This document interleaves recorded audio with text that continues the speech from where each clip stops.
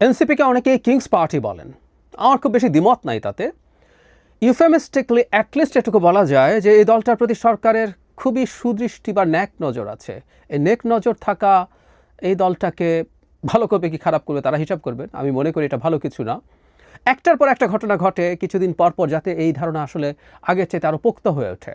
স্বয়ং প্রধান উপদেষ্টা এ ধরনের বায়াস দেখিয়েছেন তাদের প্রতি। আমি জনাব নাহিদকে সাক্ষাৎ দিয়ে তার পদত্যাগের কথা জানানোর কথা একেবারে সর্বসাম্প্রতিক উদাহরণ। এছাড়াও আরও বহু বহু ঘটনা আছে, আমি এটি আলাদাভাবে ভিডিও করেছি। সম্প্রতি প্রধান উপদেষ্টা প্রেস সচিব একটা ফেসবুক স্ট্যাটাস দিয়েছেন তাদেরকে নিয়ে, তাতে এই ধারণা আরও পোক্ত হচ্ছে। মানে আমি এই কথাটা বলতে চাই যে সরকারকে স্পষ্ট করতে হবে এই জিনিসটা, যে তারা এই দলটাকে সমর্থন করছেন কিনা, কেন করছেন। জনাব শফিকুল আলম প্রেস সচিব, তিনি একটা ফেসবুক স্ট্যাটাস, এটা অনেকেই পরবর্তীতে বিভিন্ন জায়গায় মানে পাবলিশ করেছেন। একটা জিনিস ইম্পর্টেন্ট, তিনি ইংরেজিতে এই স্ট্যাটাসটা লিখেছেন। জনাব শফিককে আমরা অনেক দিন থেকে চিনি, এই সরকারে আসার আগেও তিনি দীর্ঘ সময় লিখেছেন, ঢাকা ডায়েরি লিখতেন ইংরেজিতে। এখন তিনি প্রেস সচিব হওয়ার পর প্রচুর বাংলায় স্ট্যাটাস দেন, কিন্তু এই স্ট্যাটাসটা ইংরেজিতে দিয়েছেন। আমরা বুঝতেই পারি যে প্রধান উপদেষ্টার প্রেস সচিব একটা অতি গুরুত্বপূর্ণ পোস্ট, সেখানে বসে তিনি ইংরেজিতে দেয়া একটা জিনিস ইন্ডিকেট করে যে তিনি তার কার সাথে মূলত কমিউনিকেট করতে চেয়েছেন, সেটাকে বাংলা ট্রান্সলেট করেছেন। ওটাকে আমি ট্রান্সলেশন থেকে পড়ি। আর তিনি শুরু করেছেন যে তিনি যদি সাংবাদিক হতেন, এই যে এনসিপি সারা দেশে ঘুরছে, তিনি টেকনাফ থেকে তেঁতুলিয়া তাদের সাথে ভ্রমণে যোগ দিতেন। এটা একটা সাংবাদিক হিসেবে তিনি চাইতেই পারেন। কিন্তু এরপর একটা বাক্য এরকম, এটি কেবল একটি রাজনৈতিক কর্মসূচি নয়, এটি বাংলাদেশের ভবিষ্যৎ পুনর্গঠনে একটি নতুন রাজনীতির সূচনা। কিভাবে উনি বলতে পারেন যে এটা একটা নতুন রাজনীতির সূচনা হচ্ছে? দ্বিমত করার মানুষ আছে, এবং উনি এমন একটা জায়গায় আছেন সেখানে বসে সেই দায়িত্বে থেকে তিনি এই কথা বলতে পারেন কিনা, এই প্রশ্ন আমরা করব। তারপর তাদের নেতৃত্বের কথা, তারা রাজনৈতিক ব্যবস্থার জন্য ভ্রমণ করছেন, বিতর্কের কথা উল্লেখ করেছেন কারো কারো বিরুদ্ধে। তারপর তিনি বলছেন, কিন্তু এই ভ্রমণ তাদের নতুন করে উজ্জীবিত করেছে, এখন তাদের লক্ষ্য, উচ্চাকাঙ্ক্ষা এবং প্রত্যাশা আকাশ ছোঁয়া। জনাব শফিকুল আলম বলছেন। তারপরে বলছেন যে শহর ও গ্রামগুলোর মধ্য দিয়ে এনসিপির বহর যতই এগোচ্ছে ততই স্পষ্ট হচ্ছে যে এই অভিযানের নেতৃত্বে আছেন তরুণরা, ছেলে মেয়ে উভয়ই হাজারে হাজারে তারা রয়েছে। তারপর বলছে যে তারা কি বিএনপির এবং জামায়াত ইসলামের মতো দলগুলোকে চ্যালেঞ্জ জানানোর মতো পর্যাপ্ত সমর্থন পাবেন কিনা, প্রবীণরা কি ভাবছেন, এসব প্রশ্ন আমার সাথে তিনি তুলেছেন। তিনি এটাকে রাজনৈতিক প্রচারণা চেয়ে বেশি কিছু উল্লেখ করে বলছেন, বাংলাদেশের গণতন্ত্রের প্রত্যাশার জন্য এটি একটি পরীক্ষা। এই তরুণ নেতারা যখন জাতির পথ চলা পুনর্নির্ধারণের কাজে ব্যস্ত সময় পার করছেন, তখন পুরো বিশ্বের নজর রয়েছে তাদের উপর। বলছে দেশের জনগণের যদি তারা বর্তমানে মনোযোগ আকর্ষণ করতে পারে, তাহলে গ্লোবাল মিডিয়াও তাদের প্রতি আকৃষ্ট হবে। এরপর তিনি আহ্বান জানাচ্ছেন, যেটা খুবই সিগনিফিক্যান্ট, আমি পড়ি। মাঠ পর্যায়ে থাকা স্থানীয় সাংবাদিকদের জন্য এনসিপির এই যাত্রা সবার সামনে তুলে ধরার এক সুবর্ণ সুযোগ। এই যাত্রা এনসিপির আশা, মুখোমুখি হওয়া চ্যালেঞ্জ এবং তাদের রূপান্তরের গল্প লিপিবদ্ধ করা কেবল সাধারণ রিপোর্টিংও না, এটি ইতিহাসের অমূল্য ধারা বিবরণী।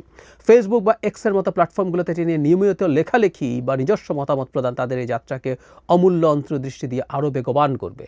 মানে তিনি লোকাল সাংবাদিকদের আহ্বান জানাচ্ছেন সোশ্যাল মিডিয়াতে যারা এই কাজগুলো করেন। তারপর তিনি সাংবাদিকদের উদ্দেশ্যে লেখেন, আপনাদের লেখনী বাংলাদেশের নতুন রাজনৈতিক শুরুর ক্ষেত্রে গুরুত্বপূর্ণ দলিল হতে পারে। যুক্ত হন, রিপোর্টে তুলে ধরুন এবং রূপান্তরের অংশ হন। একেবারে মনে হবে একজন দলীয় প্রচার সম্পাদক বা দলীয় মিডিয়া উইং দেখেন, এনসিপির মিডিয়া উইং দেখেন, এরকম একজন ব্যক্তি এই ধরনের স্ট্যাটাস লিখেছেন, অথচ ইনি প্রধান উপদেষ্টার প্রেস সচিব। এনসিপি দলটার এই মুহূর্তে যিনি আহ্বায়ক আছেন জনাব নাহিদ ইসলাম, তিনি তো সরকারে ছিলেন, তিনি সরকার থেকে রিজাইন করে, উপদেষ্টার পদ থেকে রিজাইন করে এনসিপিতে জয়েন করেছেন। তিনি যখন সেখানে জয়েন করছেন, তখন জনাব শফিকুল আলম ভবিষ্যৎ প্রধানমন্ত্রী হিসেবে অভিহিত করেছিলেন জনাব নাহিদ ইসলামকে। আমি বহুবার বলেছি, নাহিদ ইসলামের প্রতি আমার ব্যক্তিগত বায়াস আছে। আমি জানি না, আমরা সবাই মানুষ, আমাদের বায়াস থাকে। নাহিদ ইসলাম কোনো দিন বাংলাদেশের প্রাইম মিনিস্টার হলে আইল বি হ্যাপি। সত্যি, আজ থেকে আরও অনেক বছর পর, কয়েক দশক পর তিনি যদি প্রধানমন্ত্রী হন, আমার ভাল লাগবে, সত্যিই ভাল লাগবে। এর পুরো জার্নিটা যদি তিনি তার ইন্টিগ্রিটি ধরে রাখতে পারেন। এই অভ্যুত্থানে জড়িত অনেকেই তাদের ইন্টিগ্রিটি ধরে রাখতে পারেননি। কিন্তু একজন প্রধান উপদেষ্টার প্রেস সচিব, যিনি একটা দলের নেতৃত্ব দিতে যাচ্ছেন, তার সম্পর্কে ওই মন্তব্যও করতে পারেন না। আমরা তখনও কেউ সেই কথাটা তুলেছিলাম। এখন আরও স্পষ্টভাবে একদম দলীয় পদধারীর মতো করে তিনি স্ট্যাটাস দেন। আমাদের একটা জিনিস আসলে নিশ্চিত হতে হবে, এইটার মধ্যে ঢাক ঢাক গুড় করার কিছু নেই। মানে এনসিপিকে যখন কিংস পার্টি বলা হতো তখন তাদের অনেকে একটা প্রশ্ন করতেন, বিএনপিও তো কিংস পার্টি, ক্ষমতায় থেকে তৈরি হয়েছে। ইয়াস ইট ইজ, কোনো সন্দেহ নাই। আমি মানে বিএনপির লোকজন নানান রকম ঘোর প্যাচ করে, আমি ঘোর প্যাচ করি না।